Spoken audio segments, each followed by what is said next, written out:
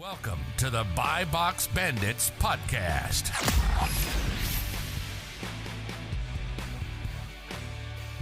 What's up, everyone? Welcome back to the Buy Box Bandits podcast. Today, we have two awesome guests, Devin and Kaylan, who run a wholesale and OA operation. So doing all the stuff we love to talk about on here and everything. So we're excited to dive into how they got going, all that, current operations, future plans, content creation, and all that. So thanks for joining us, guys. Yeah, happy to be here, man. Definitely. I was gonna say, like I said before you started recording, we've been watching you guys really since we started, watching these podcasts and stuff. And it's kind of crazy to have started and now be on an episode. So it's pretty sick. So we appreciate you coming on. Before we get going, do you have a specific episode that's been your favorite or most memorable, or one that you watched twice, maybe? I was going to say, Kaylan, I don't know. Do you have one? I would say probably the one with Amazon Lit, just because we actually met him at ASD. Yep. So that one was definitely a quality one with a lot of value. So that was probably my favorite. Yeah, and that dude's a beast. So that's probably, he's a beast. He's a great speaker. Mm-hmm. Oh, yeah. Amazing. Yeah. Go ahead. No, I was just saying, yeah, he's a great speaker. Eric's a phenomenal speaker. He's a cool dude too, and he's really charismatic and stuff. So he's definitely a good energy to be around. Yeah, 100%. And you guys want to talk us in terms of like how you got going, Amazon, arbitrage, eventually wholesale, all that. Take us back to the beginning. Yeah, so I'll kind of share my side of things leading up to Amazon. So we've always been interested in e-commerce and entrepreneurship in general. Back when drop shipping was, big a few years ago, we had a few drop shipping stores. Tried that out, decided it wasn't for us, not the best, business model for us. But I went to college, graduated with a degree in finance and entrepreneurship. And actually I got a job in sales at an AI tech company right out of college. And, on paper, it was great. I was making good money. I led a sales team over there. And, I wasn't happy. I didn't have the time freedom, that I wanted working a 9-to-5 job. So decided to quit there last June and give myself, a few months to see if I could make something happen. This was before, we knew about, Amazon FBA. So I did content creation full time for a few months. I have a YouTube channel that I've been doing for a few years, but really started taking it seriously after I quit last year. And last August, actually, we decided we wanted to get back into e-commerce. And so we were looking, into Shopify, and that's when we came across Amazon FBA, which obviously was a lot more appealing. We could sell these, big name brands and sell on Amazon's platform without needing to create our own website. So looked into that and, decided to go that route and started last September. And so Devin, if you want to share kind of your side of things. Yeah, we actually came across you guys. That's when we first started looking into it. Wi-Fi astronaut himself. Yeah. So Mr. Danny, and then just all of you guys. Warner, Yeah, Warner. And so that's really what introduced us to everything. But as far as me, before we left our jobs last year, or before I left, I guess I was a loan advisor for a while doing that. You guys are young though. How old are you? We're 25. So okay. So that was like a couple years young, but yeah. Don't remind me, man. If you round up our age, we're closer to 30 than 20. It's kind of sad. But yeah, man. So anyway, I was a loan advisor last year, and then I left in August. Same reason, it really hit me when I had actually torn my Achilles last year. And, while I was trying to recover from that, I had borrowers, people blowing up my phone, but, I'm in the middle of trying to recover and rest. And, it really hit me like, damn, like, I really no matter what's going on in my personal life, I got this job to worry about, and I got people still blowing me up. They don't really care about what's going on in my life, but I need to be concerned about what's going on in their life. So it's just like, it was stressful trying to recover from that while still dealing with, people pissed off that their loans, aren't going the way they think it should or whatever. And so from there, we just, I was just like, you know what, man, I'm done. We put up, we had a good amount of money put up to where, if we didn't make another $1 for a year or two, it'd be fine. And we just figured if we're not getting any younger, so we might as well just take the risk and you know, it's been paying off, and hopefully, you know, we can continue to grow. So, yeah, I left last August, and we started, you know, we got our our first sale last September. So Awesome. And you That's started awesome. with retail arbitrage or online, or what was your what did your first 2 months look like in the business? yeah, so we started with books. We did that for, Wi-Fi like, loves that. and It's a great way to start. yeah, it's a good way to start, but I would tell people, and I think Kaylan, you probably would agree that, like, you know, it's good to kind of, you know, maybe send out your first shipment or two, learn the process. But jump into RA, you know, even or OA as fast as possible, because books, you know, we were sending in hundreds of books, and we weren't, you know, sales were kind of slow, and it's like it's just not really, you know, the move. But it's good to learn the processes. So we started with books, did that for what, Kaylan, maybe a month or so? Yeah, I think a month max. And then we started with RA. Yeah, I was gonna say max a month. And then we just hopped straight into RA. And then shortly after RA, we're like, you know, we're not trying to drive, or, you know, all the time we're spending in the car driving around, you know, we're spending hours in the car. All those hours could be spent sourcing on OA. And so once we came to that realization, we were like, you know what, we might as well just do this all from home. And that's when we started OA. So it was really probably books for a month, RA for a couple weeks, and then OA since then. And And with how with is your the short term with your short time doing RA, was it strategic in terms of searching for specific products, or were you just kind of scanning whatever you could find, Really, Kaylan? I would say we would scan mostly toys. So we would go to, you know, Ross, Walmart, Marshalls, and really look at the toy section. We didn't really, when we first started, we wanted to stay as far away from apparel as possible, which we've, you know, realized recently that, you know, that's actually, I think apparel is a great way to scale. It's a great category to get into, but initially we did not want anything to do with it or the variations. So we definitely just like scanned a lot of toys, and I feel like that's also why we didn't have as much success with it. And plus we were gated at that time in a lot of the big brands anyways. But yeah, we would just go pretty much stick to one section in the stores. when Yeah. did you guys so obviously you started OA? How long into it did you really start like hitting your stride in OA? Because obviously like when you start, like you might find a few products, but it might not be consistent. Like how long into it did you start like really hitting your stride and you're like, this is something we could keep doing for a while?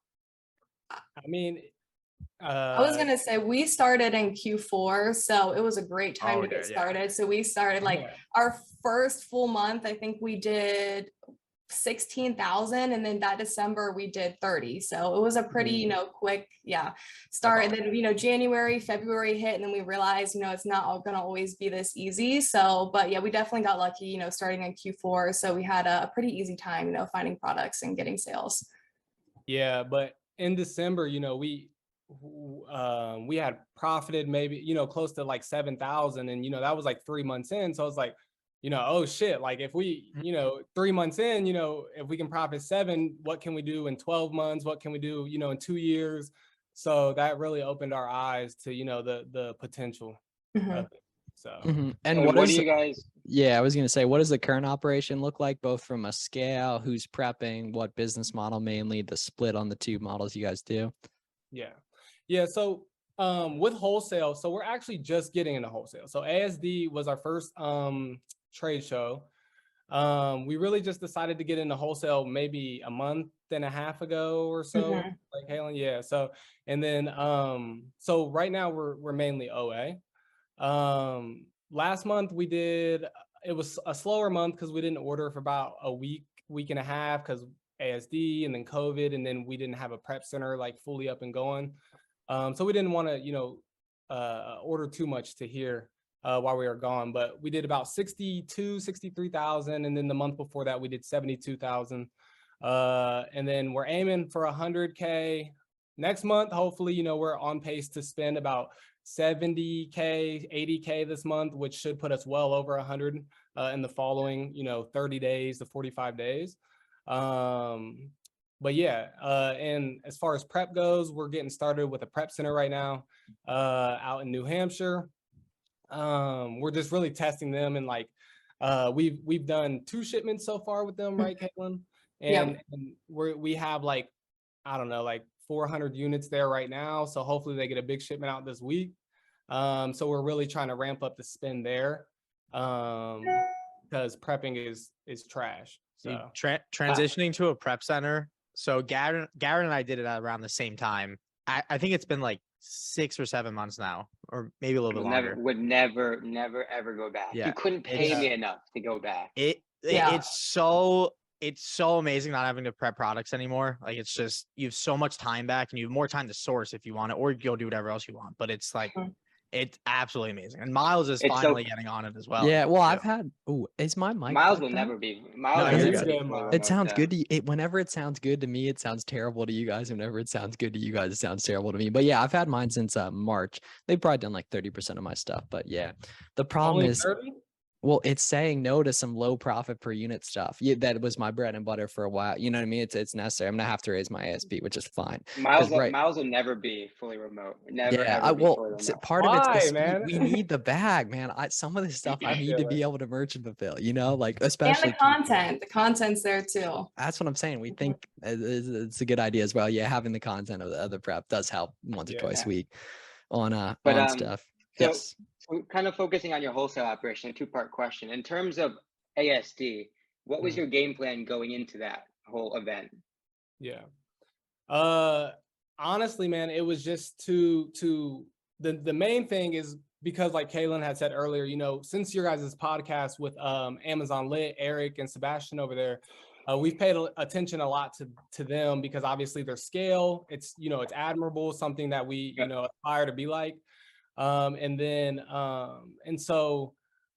with that being the case, you know, we've been consuming a lot of their content as well. And one thing that Eric kept preaching is, you know, basically just to immerse yourself in the industry is extremely important, and getting around sellers and vendors and just people that are in the wholesale industry, you know, is extremely important. So the game plan, to bring it back to the question, really was just to immerse ourselves in the industry and really get around, you know, a different crowd. Because I think with OA, it's really easy to kind of just get in your own shell. You know, everything you do is from home. So to break out that, you know, comfort zone and go somewhere we haven't been and be around, you know, people at a bigger scale than us, I think was really the main goal. And then obviously to get as many catalogs as possible.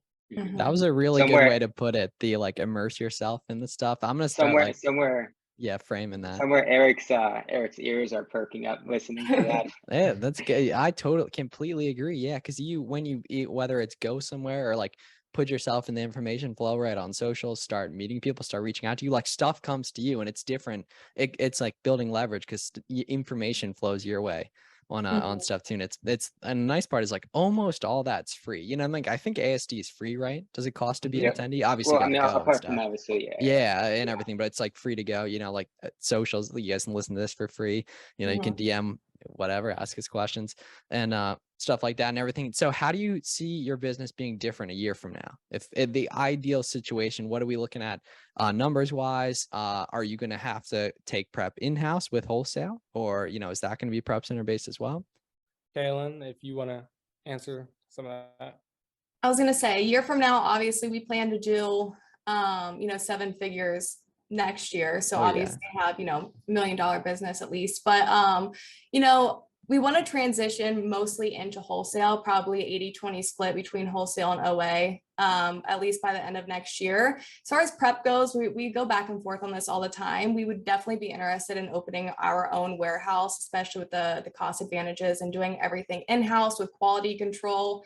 But we just don't know, you know, if we want to be tied down anywhere quite yet, if we want to kind of keep that, you know, with a prep center. So probably won't do that next year. Maybe that's a 2024 thing if we do decide to have our own warehouse. But next year, definitely 80-20 split, probably with wholesale and OA, maybe some private label middle to end of next year as well. We definitely want to get into private label. And then definitely fully a prep center or our own warehouse.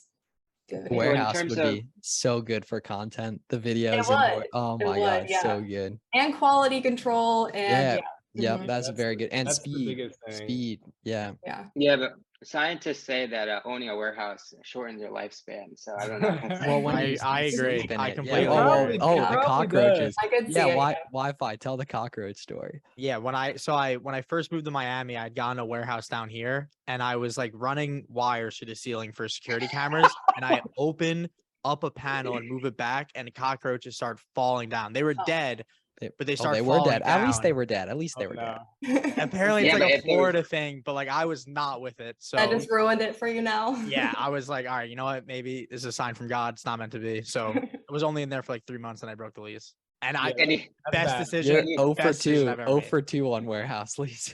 Yeah. So let me ask you a question real quick, Danny. Have you noted, and Garrett, you know, since you guys both are in the wholesale world, have you noticed like any issues going the prep route with wholesale? You know, I know it's kind of the move OA, but have you noticed any issues or any quality control problems with wholesale Ye- going to prep? Yeah, I mean, like, I've had a few big issues with one prep center in particular, but I mean, it wasn't really anyone's fault in nah, particular.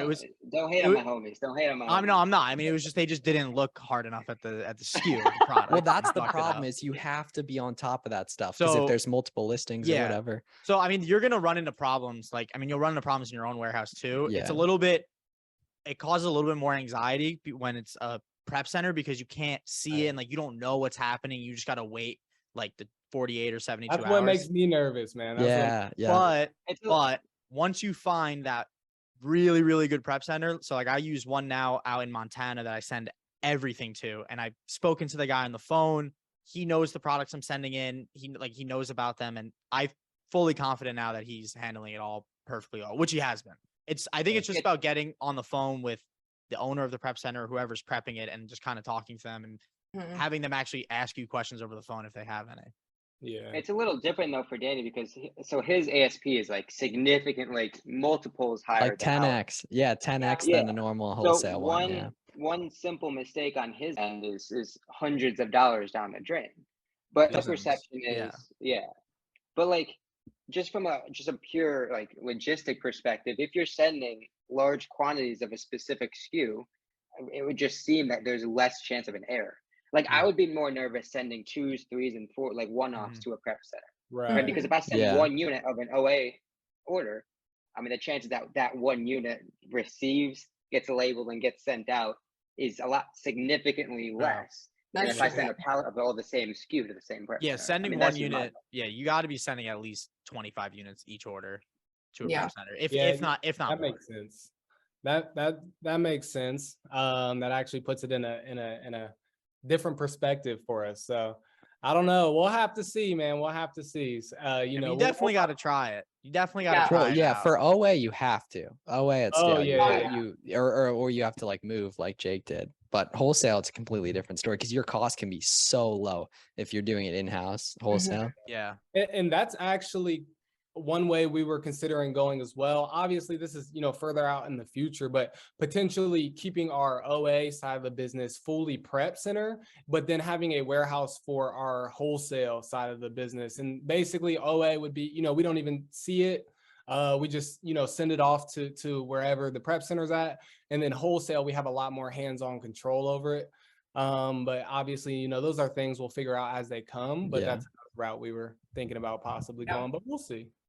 It works both ways though, because with wholesale, you're sending more quantity, which Mhm. then drives your price down, which then makes it like overall more cheaper.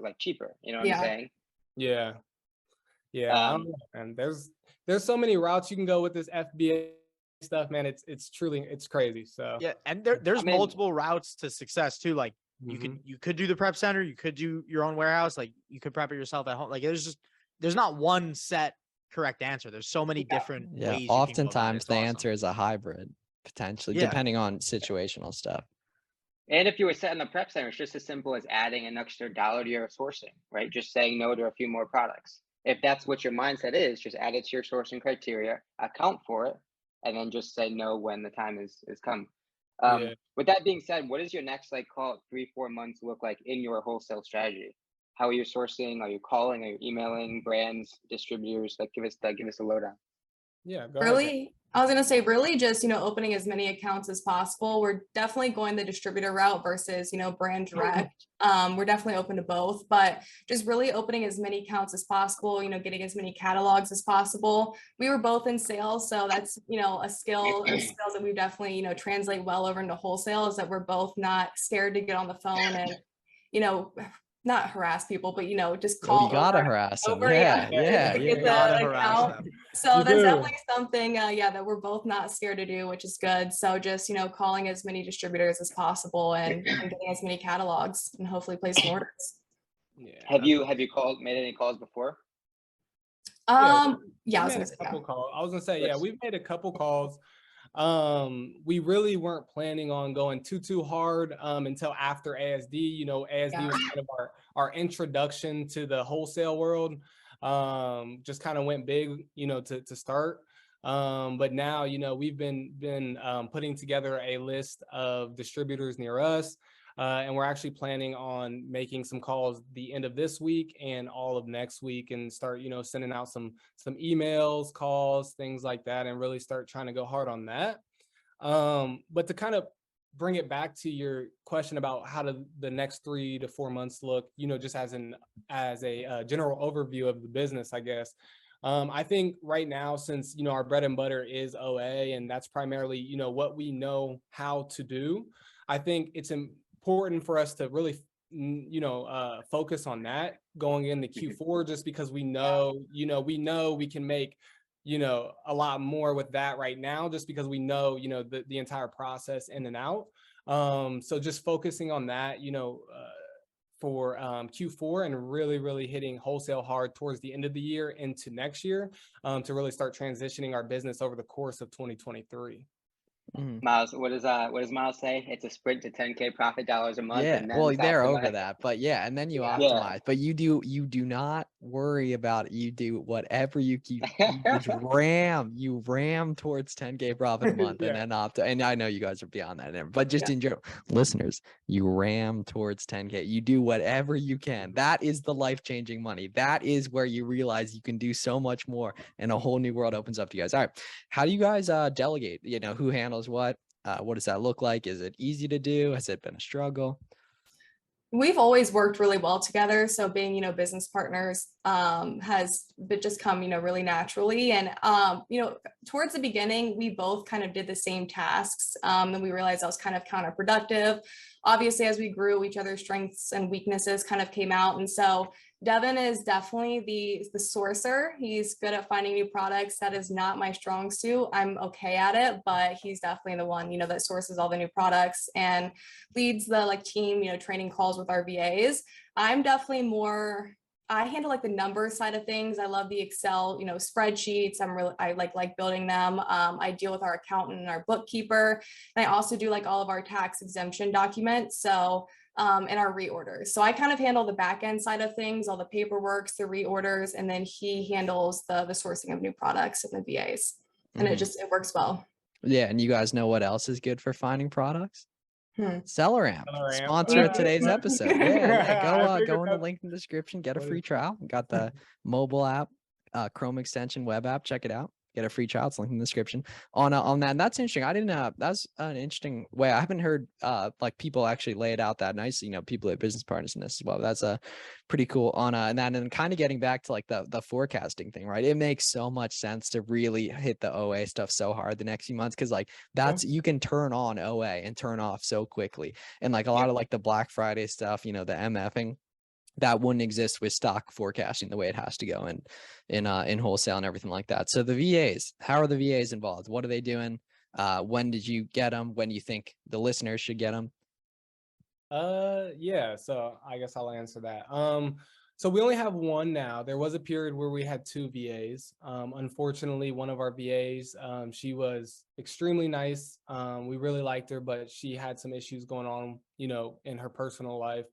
So she had to go, do her own thing. And so we do have one VA right now. She's just the sourcing. She does plan to help us because she does have a little bit of experience with wholesale. So she is going to help us with that side of sourcing as well, whenever we get there. But right now she's just, sourcing products. And I mean, as far as other people getting them, it really depends. You know, obviously Kaylan and I, we have, you know, we're starting off with 2 people versus 1. You know, a lot of people do this business by themselves rather than with a partner. So people might need a VA, you know, a lot sooner. Because honestly, Kaylan and I probably don't need a VA right now, even 1, especially not 2. But it does help. And it gives us the ability to focus on other things with the business. And obviously, as we're getting into wholesale, it'll give us a little bit more time to focus on making calls, sending emails, sourcing, you know, on that side of things. So yeah. We got one, I was gonna say about 8 months in, we decided to get our first VA, but we were going back and forth for that month of if we wanted to get a prep center or a VA, and we ended up going the VA route. So for anyone listening, I would definitely recommend going the prep center route first and doing the sourcing yourself, because that's where the money comes from. So if we could go back, I would definitely say get a prep center earlier and a VA later, if you know, have to choose one. But yeah, we got one about 8 months in. I feel like it was a good timing for us. I just wish we would have had a prep center first. Yeah, That is great advice. Great advice. Yeah, because sourcing's the scale. Like, that's what you need to be good at. Oh, exactly. And prepping is just such a cheaper activity than sourcing. Yeah. Sourcing can be a infinitely. $multi-$100 activity. Yeah. When sourcing is, or not prepping is called 15, 20. So Q4, let's talk some Q4. Heading into Q4, are you planning to take advantage of any seasonal opportunities, toys, anything like that, or it's just kind of business as usual? Go ahead, Kaylan. I was gonna say, I mean, pretty much business as usual. We did do seasonal items last year. Obviously, we have a lot more experience now, so we can, you know, make better judgment calls on that. But we realized a lot of the times with the seasonal items, as soon as the season would pass, we got so many returns on them, and it was the most frustrating thing ever. So, I mean, if it keep us really good, you know, we'll definitely take seasonal items. But primarily just, you know, spending as much money as possible, just getting ungated, you know, and all the brands that we can, and just ramping up our spending. Probably do a little bit of seasonal, but probably not too much, just because of the returns and the hassle of it. Yeah, and there's a lot of in Q4. Ooh.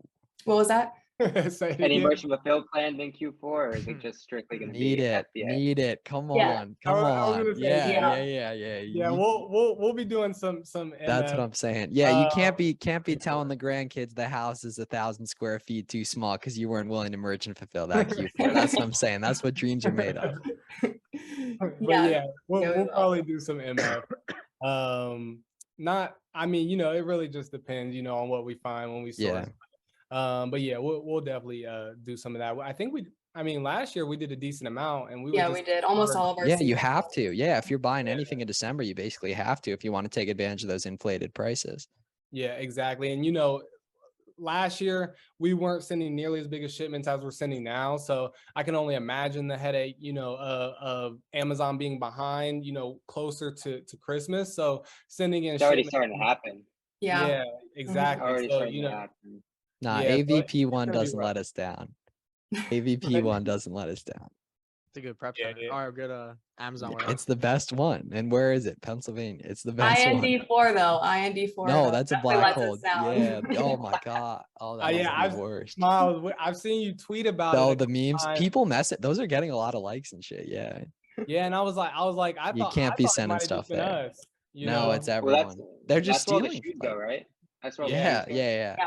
So you can't be doing all that. Wi-Fi, where does a lot of your stuff go to? Because it's going from Montana. MDW2. Ooh, that's Chicago, I think, right? Illinois. MCO2. I think that's it recently. And then I know IND4 I used to have a lot go to when I was in Jersey. Did you have problems? No. Ooh, damn, they were messing. Honestly, I feel like I've gotten pretty lucky. I've gotten pretty lucky with all my FBA shipments. I really never have I'm that kind many of the same way. Yeah, do I have like there's been long check-in times, like sometimes, but it's usually pretty quick for me. I mean, we can go thousands of units without one discrepancy. Yeah, like across multiple shipments. Yeah, back in the day, shoes, bro. Yeah, well, which makes no sense that those would be like, because it's much easier to keep track. If you remember when you were shipping stuff from Jersey to Jersey and it would check in like the same day, sometimes like the next day. Yeah, that was crazy. Yeah, it was all the oversized. That sounds nice. It was not oversized. Yeah, it was the oversized stuff. Yeah. That was right when we started FBAing stuff.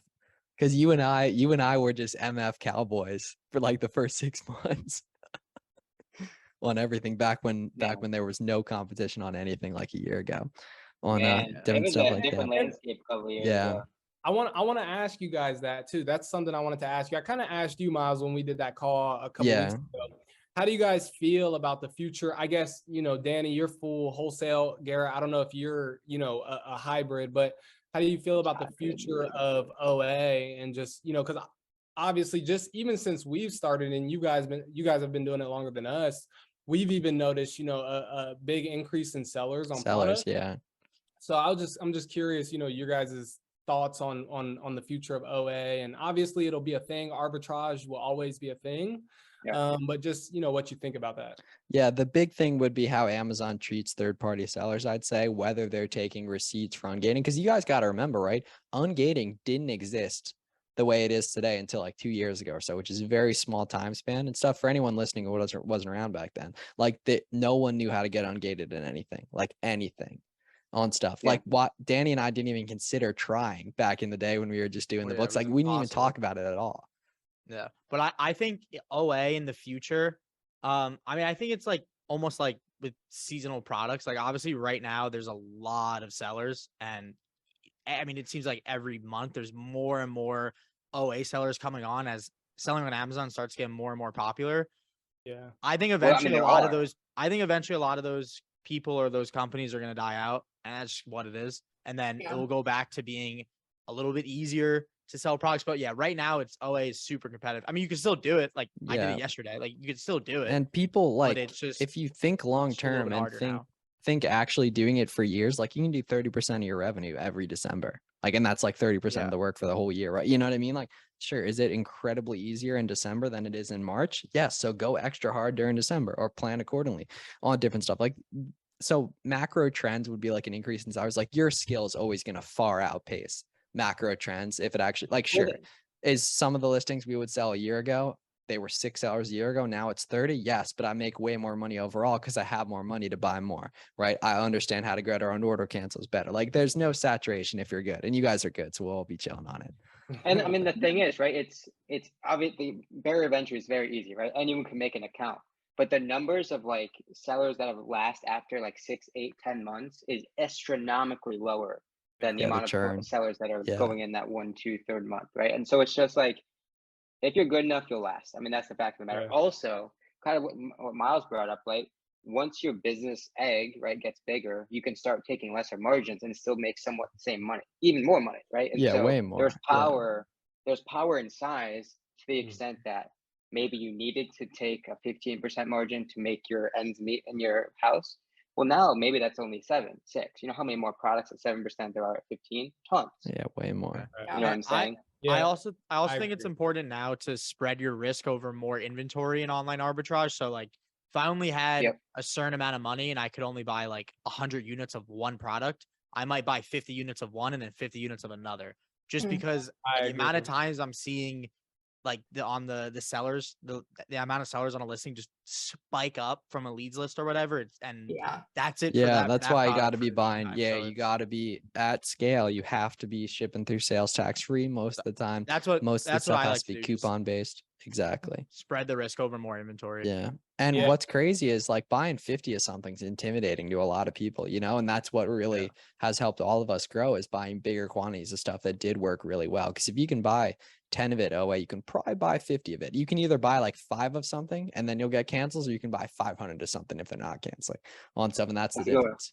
That's a good way to put it. I think I definitely think for us too, you know, to Garrett, to touch on the point you said, you know, the lower barrier to entry, that I think that's a huge point in why, you know, we're seeing the increase we're seeing. And that's, Kaylan and I have actually started to focus on higher ASP products, just because, you know, people can spend, you know, $8 on a unit a lot easier than they can spend 80 on a unit.